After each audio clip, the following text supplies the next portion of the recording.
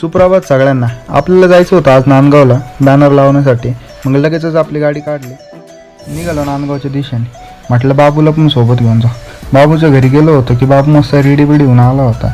म्हटलं चल रे बाबा लवकर, आपल्याला टाईम होतो. नांदगावमध्ये आलंच होतं की लगेच बॅनर चिपकवायला घेतला. बॅनरवर तर एवढी धूळ बसलेली होती, डोळे साफ करून बॅनर चिपकवला.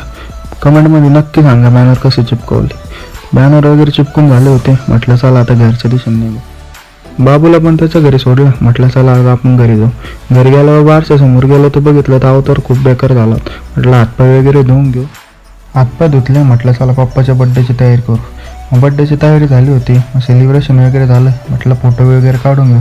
फोटो काढले. म्हटलं चला आता जेवायला बसून घेऊ. मम्मीने मस्तपैकी साबुदाण्याचे वडे व खीर केलेली होती. मग खीर वगैरे खाल्ली. म्हटलं चला आज लवकर झोपून घेऊ. मित्रांनो, ब्लॉग जर आवडला असेल तर लाईक, फॉलो अँड शेअर नक्की करा.